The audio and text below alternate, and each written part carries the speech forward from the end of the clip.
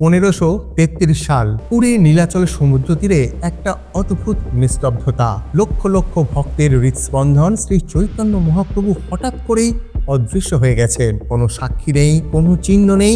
500 বছর ধরে এই রহস্যের উত্তর আজও খুঁজছে ইতিহাস। কিন্তু মহাপ্রভুর এই আকস্মিক প্রস্থানের পর বাংলার আধ্যাত্মিক আকাশে তৈরি হয়েছিল এক বিশাল শূন্যতা। মানুষ তখন দিশেহারা। সাধারণ মানুষের বিশ্বাস তখন প্রায় ভাঙতে শুরু করেছে। এটা শুধু একজন ভগবানের চলে যাওয়া তো ছিল না, ফলে চারদিকে তৈরি হয়েছিল এক বিশাল আধ্যাত্মিক শূন্যতা। যখন মনে হচ্ছিল যে এই বৈষ্ণব আন্দোলন হয়তো মাঝপথেই থেমে যাবে, আর অন্যদিকে বিরোধীরা তো সুযোগ খুঁজছিলই। তাদের মূল অভিযোগ ছিল একটাই, এই নতুন বিশ্বাসের নাকি কোনো শাস্ত্রীয় ভিত্তি নেই। এটা স্রেফ একটা আবেগের বাড়াবাড়ি মাত্র। কোনো আনুষ্ঠানিক কাঠামো বা পথপ্রদর্শক ছাড়া আন্দোলনটা তখন প্রায় বিরক্তির দোরগোড়ায়। মানুষের বিশ্বাস তখন তাসের ঘরের মতো ভাঙতে শুরু করেছে। ঠিক তখনই যমুনার তীরে আবেগের এই ধ্বংসস্তূপের মধ্যে থেকে জন্ম নিল এক নতুন শক্তি, যারা পরিচিত হলেন এই জগতে ছড় গোস্বামী নামে। কিভাবে একদল প্রাক্তন রাজমন্ত্রী আর উচ্চপদস্থ আমলা নিজেদের রাজকীয় জীবন আর কোটি কোটি টাকার সম্পত্তি ত্যাগ করে সাধারণ মানুষের মধ্যে হারিয়ে যাওয়া বিশ্বাস আবার ফিরিয়ে আনলেন। কেন মানুষ তাদের ওপর নিজেদের জীবনের চেয়েও বেশি ভরসা করেছিলেন? আজ আমরা অনুসন্ধান করব ইতিহাসের সেই বিস্ময়কর, সেই বুদ্ধিভিত্তিক পরম বৈষ্ণবেদের লড়াইয়ের কাহিনী। মুকং করতি বাচলং পঙ্গং লঙ্ঘতি গিরিং যৎকৃপা তমং বন্দে শ্রীগুরুং দীনতারিণীম অজ্ঞানতিমিরান্ধস্য জ্ঞানাঞ্জন শলাকয়া চক্ষুর উন্মিলিতং যেন তস্मै শ্রী গুরবে নমঃ। প্রথমেই পরমারাধ্য গুরু মহারাজ শ্রীল ভক্তিস্বরূপ সন্ন্যাসী গোস্বামীর গুরু মহারাজের অভয় অশোক চরণে জানাই ভূলুণ্ঠিত সংখ্যাতীত সাষ্টাঙ্গ দণ্ডবৎ প্রণাম। তিনি যেন সদা সর্বদা জয়যুক্ত হন এবং আমাদের প্রতি উনি কৃপা কটাক্ষ বর্ষণ করেন। তারই আশীর্বাদ নিয়েই আজ আমরা শুনব সেই ছড় গোস্বামীদের কাহিনী। কিভাবে রূপ গোস্বামী পাদ আর সনাতন গোস্বামী পাদের মতো প্রশাসনিক প্রতিভাগুলো মহাপ্রভুর পরে পুরো সমাজটাকে আবার নতুন করে তৈরি করেছিলেন। আজ আমরা সেটাই টাইমলাইন অনুযায়ী ধীরে ধীরে বিশ্লেষণ করব। এই ভিডিওটা অনেক বড় এবং তথ্যের ঠাসা হতে পারে, তাই অবশ্যই শেষ পর্যন্ত দেখবেন আর শুরুতেই একটা লাইক দিয়ে রাখুন, কারণ আপনাদের একটা লাইক আমাদের এই ভিডিও বানাতে অনেক উৎসাহিত করে। যে কোনো আন্দোলনই যখন টিকে থাকে তার পেছনে থাকে একজন শক্তিশালী নেতৃত্ব আর থাকে একটি আইনি ভিত্তি। আমরা বর্তমান যুগে সেই রাজনৈতিক সংকটটাও দেখছি, যেখানে সঠিক লিডারশিপ না থাকলে একটা সমাজ কিভাবে ধ্বংসের দিকে এগিয়ে যায়। মহাপ্রভুর সময়ও ভক্তি আন্দোলন ছিল আবেগের জোয়ারে ভাসানো, কিন্তু তার প্রস্থানের পর বিরোধীরা ধীরে ধীরে মাথা চাড়া দিয়ে উঠল। তারা বলতে শুরু করলো যে এই ধর্মের কোনো শাস্ত্রীয় প্রমাণই নেই। ঠিক এই সময় রূপ গোস্বামী এবং সনাতন গোস্বামী পাদ, যারা সুলতান হোসেন শাহের দরবারের উচ্চ পদস্থ মন্ত্রী বা উজির ছিলেন, তারা মহাপ্রভুর নির্দেশে বৃন্দাবন পৌঁছালেন। তাদের সাথে ছিল অসাধারণ প্রশাসনিক ক্ষমতা এবং শাস্ত্রের অগাধ জ্ঞান। তারা জানতেন যে মানুষের আস্থাকে ফেরাতে গেলে শুধু সংকীর্তনই যথেষ্ট নয়, দরকার কলমের জোর, সাথে ভক্তি এবং ভক্তি শাস্ত্রের অগাধ প্রমাণ। তারা খুব ভালোভাবে বুঝতে পেরেছিলেন যে বিশ্বাস শুধু আবেগের উপরে দাঁড়িয়ে থাকে, যেটা নেতার সাথে ধীরে ধীরে হারিয়ে যায়। আর এই বিশ্বাসকে যদি অমর করতে হয়, তবে তাকে জ্ঞান, যুক্তি আর দর্শনের এক দুর্ভেদ্য বর্ম দিতে হবে। তাই তাদের দরকার ছিল একটা খুব গোছানো এবং সুন্দর ভক্তি রস এবং বহুমুখী পরিকল্পনার। তো প্রশ্নটা আসে, সেই কিভাবে শূন্য থেকে এমন একটা মজবুত কাঠামো তৈরি করা সম্ভব জানবো। তার আগে এই ছড় গোস্বামীদের পরিচয় অল্প করে আপনাদের সামনে নিয়ে আসছি। সনাতন গোস্বামী পাদ, তিনি ছিলেন সুলতান দরবারের দবির খাস বা প্রধান সচিব। তিনি জানতেন কিভাবে একটি বিচ্ছিন্ন সমাজকে একত্রিত করতে হয়।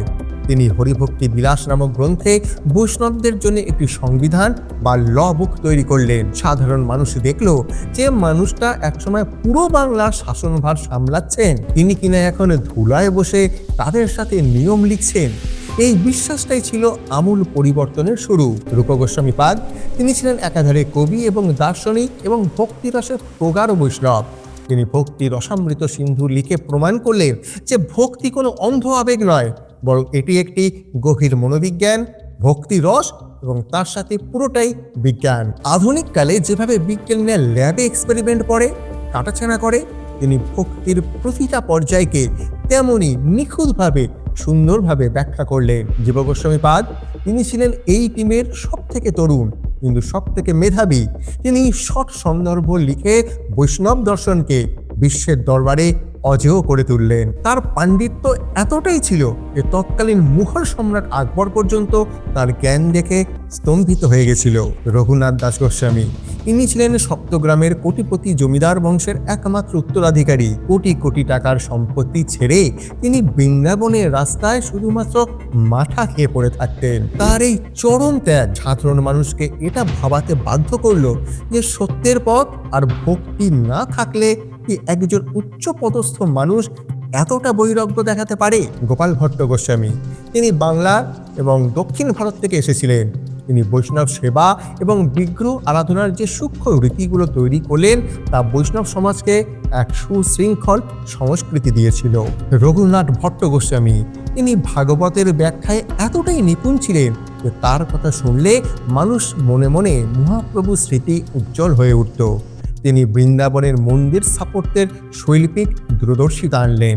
এই গোস্বামীরা যখন বৃন্দাবনে পা রাখলেন তখন সেখানে কোনো মন্দিরের অস্তিত্ব ছিল না, চারিদিকটা ছিল গভীর কাঁটা ঝোপে ঢাকা। কিন্তু তারা তাদের প্রশাসনিক বুদ্ধিকে কাজে লাগিয়ে প্রাচীন মানচিত্র এবং পুঁথিকে ব্যবহার করে একে একে উদ্ধার করলেন এই হারিয়ে যাওয়া শ্রী বিগ্রহের শ্রীকুঞ্জগুলো। তারা যখন মদনমোহন এবং রাধা গোবিন্দ মন্দিরের মতো রাজকীয় স্থাপত্য তৈরি করলেন তখন সাধারণ মানুষ মনে এই বিশ্বাসটা গেঁথে গেল যে এই ধর্মটা কোনো সাময়িক আবেগের ঢেউ নয়, এটা একটা শক্তিশালী এবং সনাতন সভ্যতা।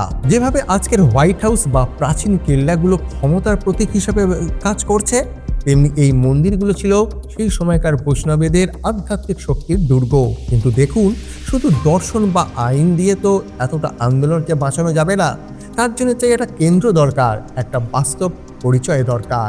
গোস্বামীগণের এই বুদ্ধিবৃত্তিক কাজের জন্য চাই প্রয়োজনীয় ছিল একটা রাজধানীর, যা তাদের দর্শনকে সবার চোখের সামনে মূর্ত করে তুলবে। আর তাদের সামনে চ্যালেঞ্জটা ছিল প্রায় অসম্ভব। তাদেরকে আক্ষরিক অর্থেই একটা পবিত্র শহরকে ঘন জঙ্গল থেকে বের করতে হয়েছিল।